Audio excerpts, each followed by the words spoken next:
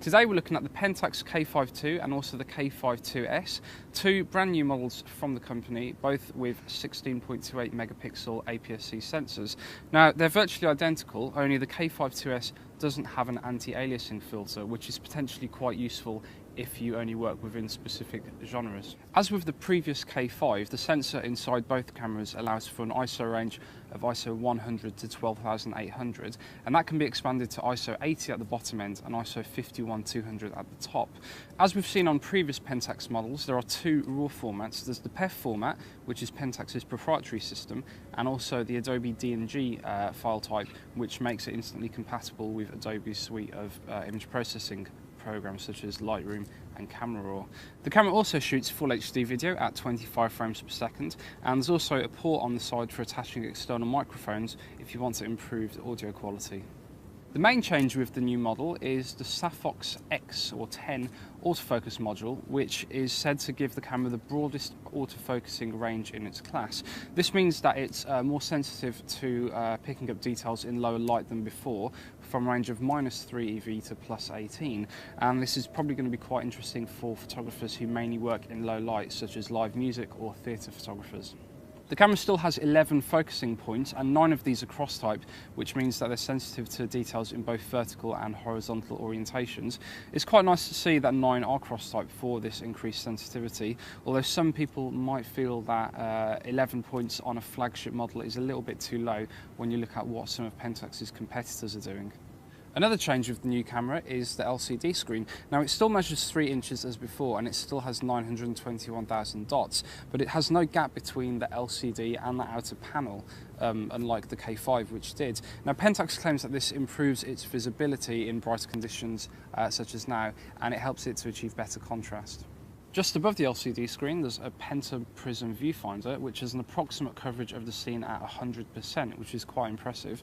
And on the inside there's a range of other niceties thrown in, such as an intervalometer for time-lapse shooting, and also an electronic level for keeping your horizon straight, and also multiple exposure options, which allows you to capture and overlay a number of exposures into one.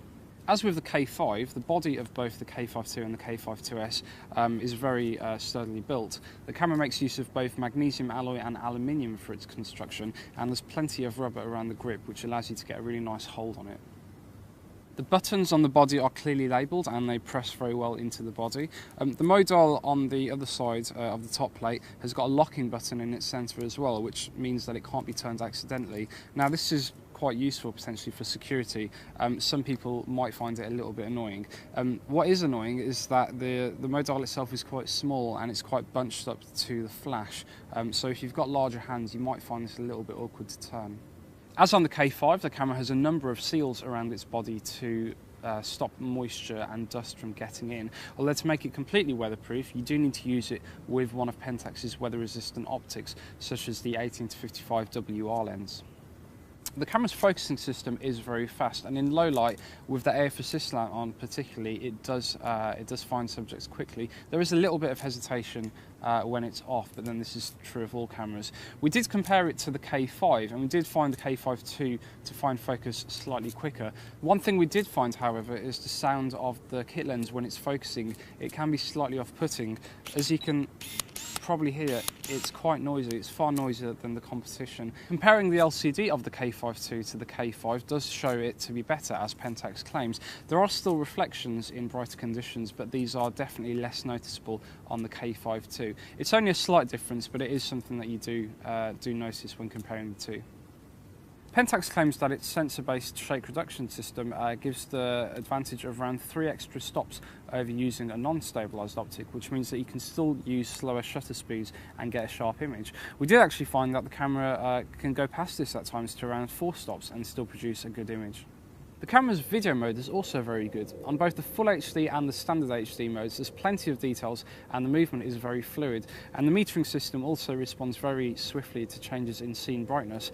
The audio quality is very good too, although it would be good to have some more controls over audio in camera. As it is, there's only on and off, which is a little bit limited.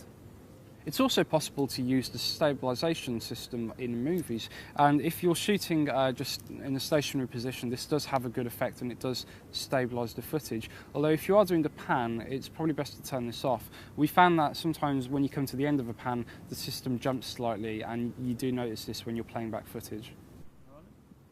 There's little to complain about the camera's auto white balance system when used in natural light, and it rarely strays from what's expected. Now and again it does deliver a slightly warm result under daylight, but even at night, under artificial sources, the camera reproduces scenes accurately. Indoors, under a mixture of artificial and natural light, some inconsistencies between frames were noticeable, but then a lot of cameras do this too. A common observation of some of Pentax's previous DSLRs has been a tendency to underexpose, although the K5 II follows its predecessor in delivering a more consistent performance. There is still the occasional over and underexposure, although the camera does generally get it right most of the time. In terms of noise, some texture can be observed in images taken as low as ISO 200 in overcast conditions, although this can be easily rectified in post-production. The better resolution of the K5 IIS does mean that even when there is noise, there are still some more details showing through the images in the K5 IIS than from the K5 II. The K5 II is only a small improvement on the K5, but it does build on an already winning formula. It's nice to see the K5 IIS arrive as well, as this does give photographers who work within specific genres a useful alternative. To see what we think of both cameras, why don't you head over to whatdigitalcamera.com, where you can read the full review.